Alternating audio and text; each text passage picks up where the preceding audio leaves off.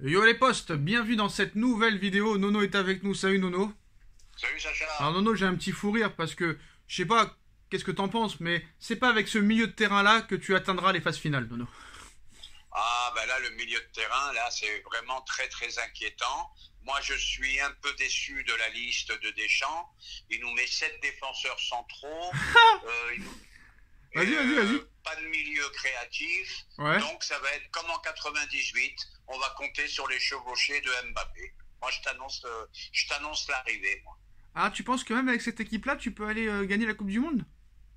Je t'ai pas dit on peut gagner la Coupe du Monde. Je te dis que ça va être une équipe très défensive et on va compter sur les chevauchés d'Mbappé. Alors Voilà, c'est Nono, tout. pas de Mike Maignan, pas de Fernand Mendy, un milieu de terrain bizarre, Verretou.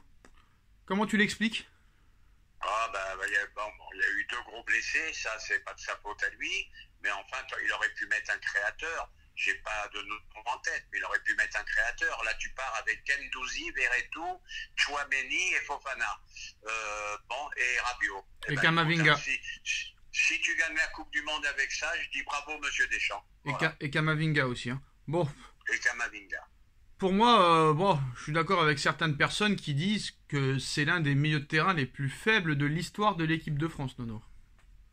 Ah ben c'est un milieu de terrain très très faible. Rabiot jusqu'à preuve du contraire, il n'a pas encore explosé. Chouameni c'est une promesse.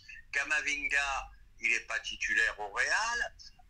Gendouzi et l'autre, deux milieux de Marseille qui bon plus que moyen.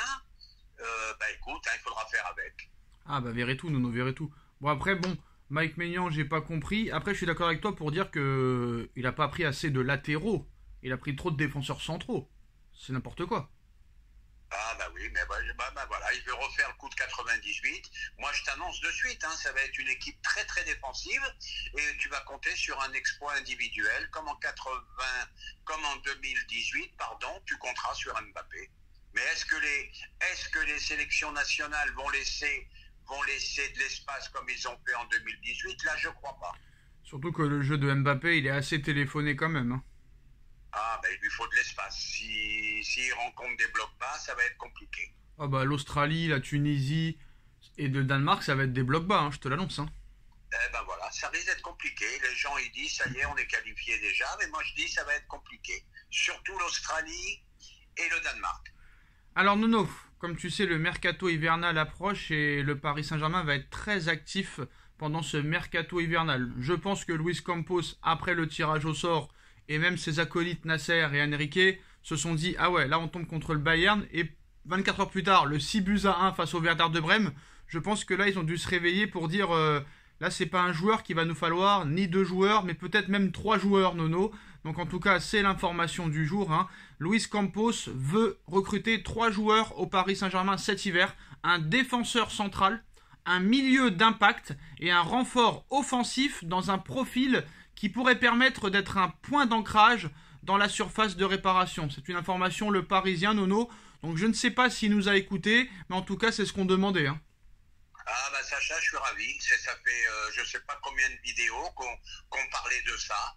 Donc il est du même avis que nous. On n'est pas si mauvais que ça finalement. Alors ça prouve que le mercato d'été a été raté en priori, apparemment. Donc le PSG travaille pour recruter Joao Félix à l'Atlético Madrid. Des discussions sont déjà en cours entre Paris et Jorge Mendes, son agent. Les deux parties évaluent la possibilité d'une opération.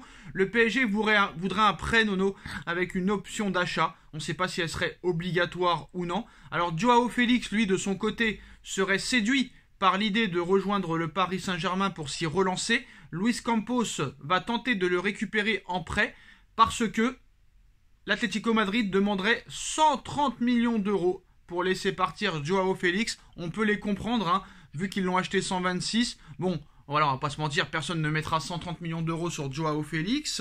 Bon, moi j'ai un argument de taille, hein, pour dire que ce serait pas une mauvaise idée, surtout en prêt. Alors déjà, on met le défenseur central et le milieu de terrain de côté. Joao Félix en renfort offensif, Nono en prêt. Bonne ou mauvaise idée? Ah, c'est un très très beau joueur, mais malheureusement, Sacha, je vais être en désaccord avec toi. C'est pas le joueur qu'on a besoin pour renforcer l'équipe à l'instant T. Voilà.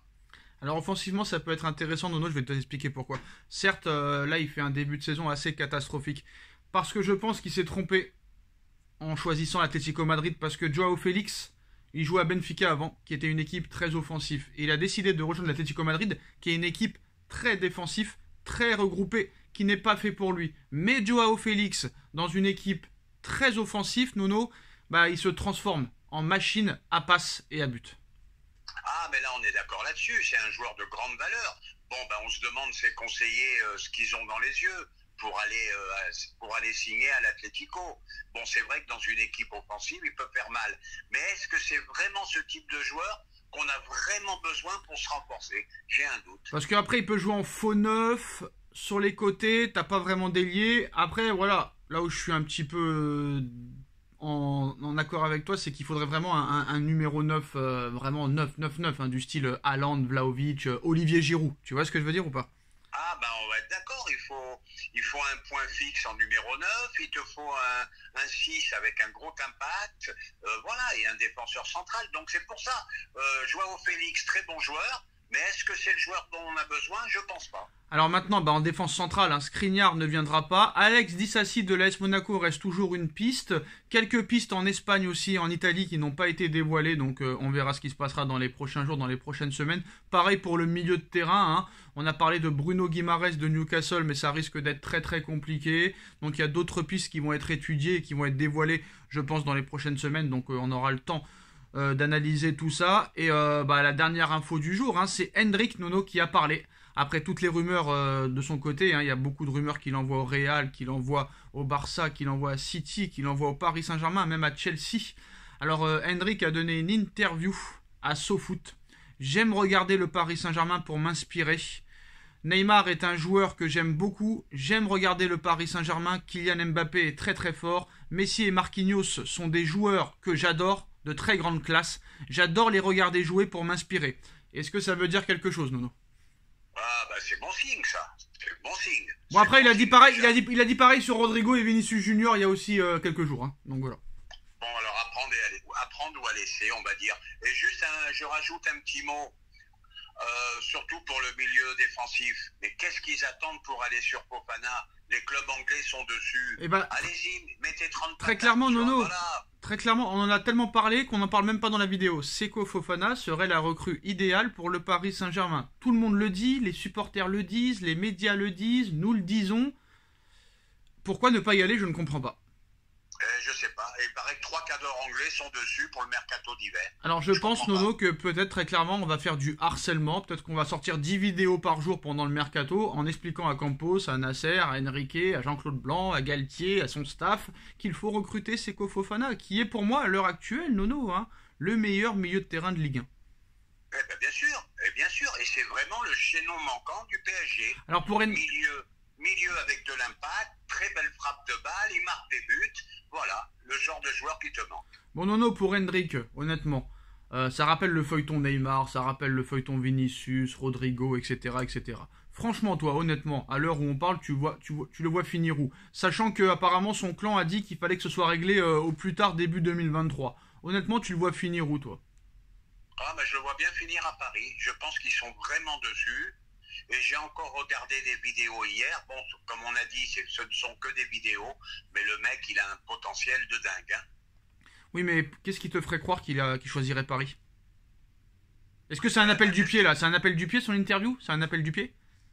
C'est peut-être un appel du pied, peut-être. Mais pourquoi peut-être. Le Real ne met pas des sommes astronomiques sur des joueurs très très jeunes. Et c'est peut-être la chance de Paris que si vraiment ils le veulent... Oh, je suis pas d'accord, hein. Ils peuvent mettre une somme conséquente. Je suis pas d'accord, ils ont quand même mis 45 millions sur Vinicius, 50 millions sur Rodrigo, Nono, et...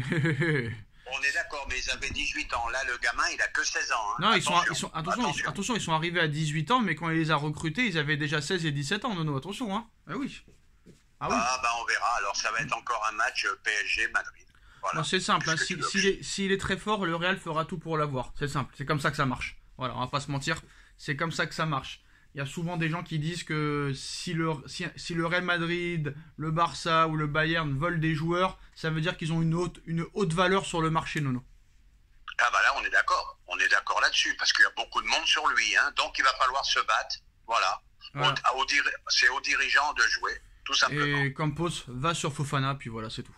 va sur Fofana. Voilà les postos. Bien sûr, faut pas aller chercher n'importe. Tu l'as à la maison, il est en Ligue 1. Eh ben voilà, mettez la somme qu'il faut et prenez-le. Après, il vient de prolonger, mais bon, ça veut rien dire. Voilà les postos. Dites-nous en commentaire ce que vous en pensez. On like, on partage, on commente, on s'abonne. On se retrouve très vite pour une nouvelle vidéo. Merci Nono, merci à tous. Tchuss. Tchuss.